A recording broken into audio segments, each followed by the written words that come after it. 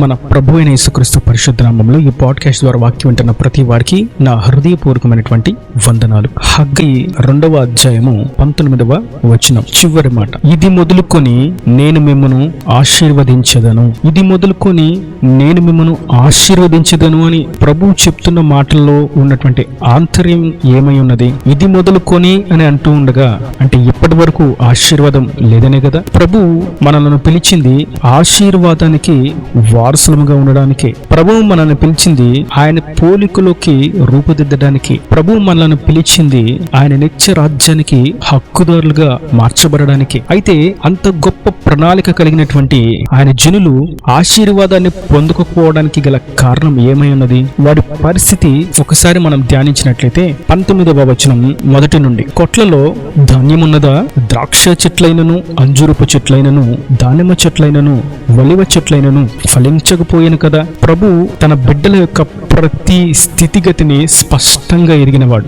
ఎంత చక్కగా ఇజ్రాయేలీల యొక్క దుస్థితిని ఆయన వివరిస్తున్నారు. కొట్లలో ధాన్యము లేదు అన్న సంగతి నాకు తెలుసు, ద్రాక్ష చెట్లు ఫలించలేదని తెలుసు, అంజూరపు చెట్లు ఫలించలేదని నాకు తెలుసు, దానిమ్మ చెట్లు ఫలించలేదని తెలుసు, ఒలివ చెట్లు ఫలించలేదని నాకు తెలుసు. ఇప్పటి వరకు లేకపోవడం చేత బీదరికమును దారిద్ర్యతను కన్నీరే అన్నపానములుగా మీరు కలిగి నివసిస్తూ ఉన్నారు. అయితే నేటి దినాన ఇది మొదలుకొని నేను మిమ్మను ఆశీర్వదించదను. ఇప్పటి వరకు చేసిన పనుల్లో ఓటములు ఎదురై, ఇప్పటి వరకు చదివిన చదువుల్లో జ్ఞానము లేక అపజయాల పాలై, ఇప్పటి వరకు చేస్తున్న ఉద్యోగంలో సరిగ్గా రాణించకపోవడం, ఇప్పటి వరకు చేసినటువంటి మంచికి ఎవరు కూడా ప్రతిక్రియగా మేలు చేయకపోవడం, వీటన్నిటి మధ్య మీరు నలిగిపోతూ ఉన్నారు కదా. మేలు చేసి కీడును అనుభవిస్తూ ఉన్నారు కదా. సాయం చేసి మీరు చిక్కుల్లో పడి ఉన్నారు కదా. వాటిని బట్టి మీకు కష్టము, బాధ, వేదన మీకు మిగిలి ఉన్నది కదా. కాబట్టి ఇది మొదలుకొని నేను మిమ్మను ఆశీర్వదించేదను. అకారణము చేత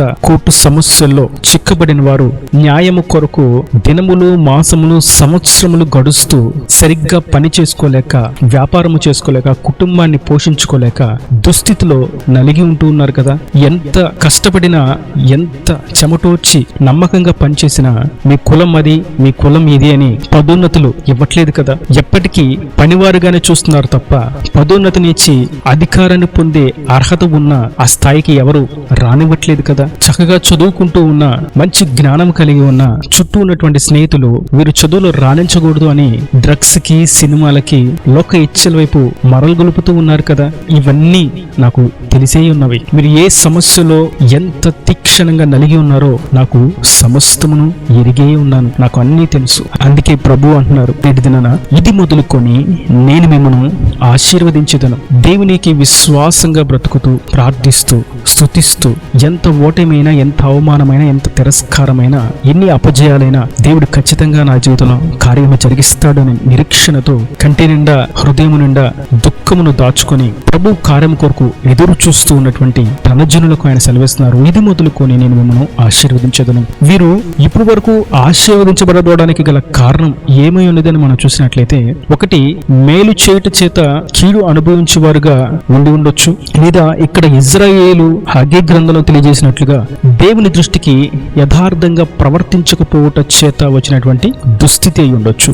ఏదేమైనప్పటికీ ప్రభు యొద్దకు తిరిగి వచ్చిన వారికి ఆయన సెలవిస్తున్నటువంటి మాట, ఇది మొదలుకొని నేను మిమ్మల్ని ఆశీర్వదించదను. ఒకప్పుడు సంగతి నేను మాట్లాడను, ఒకప్పుడు మీ పాపాల గురించి నేను ఎత్తి చూపను. మీరు పాపమును సరి చేసుకుని మారు మనసు పొందిన నా వైపు తిరిగి నా యొద్దకు మీరు చేరిన ఎడల నేను మీ పాపములను నా వెనుక పార్శ్వమున విసిరివేసేదను, మరెన్నటికీ మీ పాపాలను నేను జ్ఞాపకము చేసుకున్నాను. మిమ్మల్ని ఇంపైనటువంటి యోగ్యమైనటువంటి పాత్రలుగా నేను మారుస్తాను. మీ దారిద్రతను, లేమిని, బ్రతుకును మార్చి తీర్చిదిద్ది ఆశీర్వాదకరంగా, దీవెనకరంగా నేను మారుస్తాను. నేను ఎప్పుడు ఆశీర్వాదానికి వారసులుగా ఉండాలనే కోరుకుంటూ ఉన్నాను. ఆదాము అవ్వని తోట అంతా వారి చేతిలో పెట్టి, సర్వ సృష్టిని వారి చేతిలో పెట్టి, వారి అధికారానికి దేవుడు అప్పగిస్తే వారు అవిధేయులుగా దేవుడు చెయ్యొద్దు అన్న పనిని వారు చేసి అధికారాన్ని కోల్పోయారు. అంత గొప్ప ఆశీర్వాదాన్ని చేతులారా వాళ్ళు చేజార్చుకున్నారు. వారి కొంచెం బుద్ధిహీనత వారి ఆధిపత్యాన్ని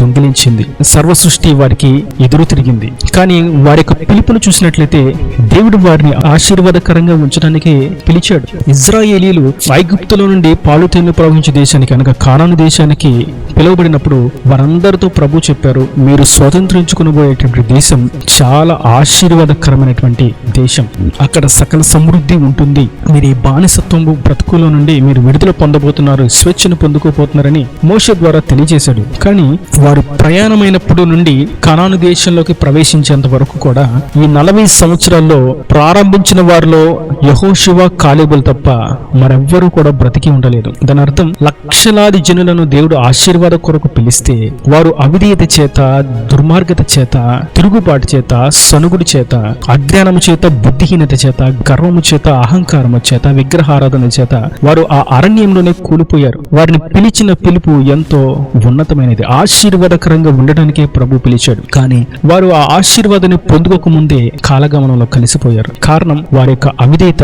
ఈ వాక్య లేఖనాలన్నీ జనుల యొక్క అవిధేయతను బట్టి ఆశీర్వాదాన్ని పొందుకోవడం ఆలస్యం అవుతుందని మనకు సెలవిస్తూ ఉన్నాయి. కానీ ప్రభు అంటున్నారు, ఎప్పుడైనా మీరు మనసు మార్చుకుని నా వైపు తిరిగిన ఎడల నేను మిమ్మల్ని ఆశీర్వదించదను. మరియు ఆయన కొరకు కనిపెట్టుకుంటూ మేలు చేసి కీడు అనుభవిస్తున్న వారికి కూడా ప్రభు స్పష్టంగా సెలవిస్తున్నారు ఇదే మాట. ఇన్నాళ్ళు మీరు దొంగిలించబడ్డారు, దోచుకొనబడ్డారు, మోసగించబడ్డారు, అవమానాలు అనుభవించారు, నిందలు అవమానించారు, లేనిపోని చేయకూడనటువంటి తప్పులకు మీరు బాధ్యులుగా మిగిలిపోయారు. నేడైతే నేను మిమ్మల్ని ఆశీర్వదించబోతున్నాను. కొట్లలో సమృద్ధిగా ధాన్యం ఉండబోతుంది. ద్రాక్ష చెట్లు, అంజూరపు చెట్లు, ఒలివ చెట్లు, దానిమ్మ చెట్లు సమృద్ధిగా ఫలించబోతున్నాయి.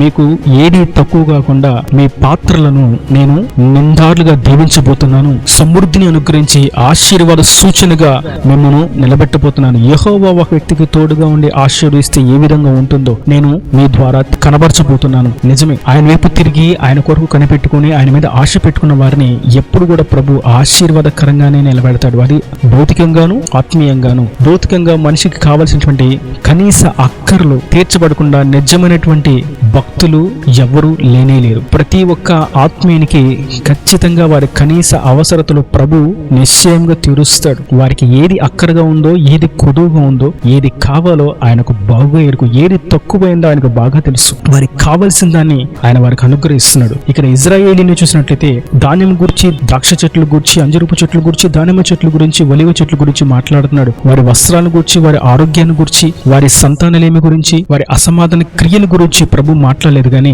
వారు దేని చేత నలిగిపోతున్నారో, ఏ క్లిష్ట పరిస్థితిలో వాళ్ళు నలపబడుతూ ఉన్నారో ప్రభు బాగుగా ఎరిగిన వాడుగా వారికి కావలసిన వాటిని వారికి చక్కగా తెలియజేస్తున్నాడు. నేటి వాక్యం వింటున్నటువంటి నా సహోదరులరా, మీకు ఏది లోటుగా ఉందో, ఏది కొదువుగా ఉందో నా ప్రభుకు బాగుగా ఎరుగును. కాబట్టి ఆయన కొరకు నీతిగా బ్రతుకుతూ, యథార్థంగా బ్రతుకుతూ, తోటి వారిని ప్రేమిస్తూ, ఎల్లప్పుడూ సత్యమును పలుకుతూ, న్యాయమును ప్రేమిస్తూ, ఆజ్ఞానుసారంగా జీవిస్తున్నటువంటి మీతో ప్రభు సెలవిసినటువంటి మాట, మీకు కొదువుగా ఉన్నది నాకు తెలుసు గనక మీ కొదువులను తీర్చి ఇది మొదలుకొని నేను మిమ్మల్ని ఆశీర్వదించబోతున్నాను. మీరు ఆశీర్వాదానికి వారసులుగా నిలవబోతున్నారు. అనేక జనుల మధ్య సాక్షిగా నేను నిలబెట్టబోతున్నాను అని ప్రభు సెలవిస్తున్నారు. కనుక ఆయనకు ఆయాసకరమైన వాటిని విడిచిపెట్టి విశ్వాసము, నిరీక్షణలో సమస్తమును ఆయనకు అప్పగించుకొని మనం జీవిస్తూ ముందడుగు వేసిన ఎడల మన కొదువులను తీర్చడానికి, చింతలు బాపడానికి, దీవించడానికి, వర్ధిలింపచేయడానికి ఆయన సంసిద్ధుడిగా, సర్వాంతర్యామిగా, సర్వశక్తిమంతుడిగా మన మధ్య ఆయన నిలిచి ఉన్నాడు. ఈయన దేవుని మాటలు ప్రతి మన హృదయంలో నీటికట్టి ఫలింపచేయను గాక. ఆమేన్. God bless you. తలలో మంచి కన్నుల మూసెట్టయితే మీ కొరకు చిన్న ప్రార్థన. ప్రేమ స్వరూపీకరణ కటాక్షంగా తండ్రి, నా ప్రభు ఈ వాక్యమైన ప్రతి ఒక్క బిడ్డను మీ కృపతో జ్ఞాపకం చేసుకుని నిండాలుగా దీవించండి. ఒకప్పుడు దారిద్ర్యతతో, దుఃఖముతో, లేమితో, ఆకలి దప్పులతో మిగిలినటువంటి జనులను మీరు ప్రేమించి నేటి దినాన ఇది మొదలుకొని నేను మిమ్మల్ని ఆశీర్వదిస్తున్నాను, దీవించబోతున్నాను మీరు సెలవిచ్చిన రీతిన ప్రతి ఒక్క బిడ్డని మీరు నిండాలుగా దీవించడం వారి ప్రతి అవసరతను ఒక్కరిని మహిమతో తీర్చండి. వారి సమస్త కొదులు తీసి వారి గృహంలో ఉన్నటువంటి ప్రతి పాత్రలను మీరు నిండాలుగా దీవించి సకల సమృద్ధిని కలుగు చేసి ఆశీర్వదించమని యేసు పరిశుద్ధ నామమున ప్రార్థించి వేడుకుంటున్నాను తండ్రి. ఆమేన్. ఆమేన్.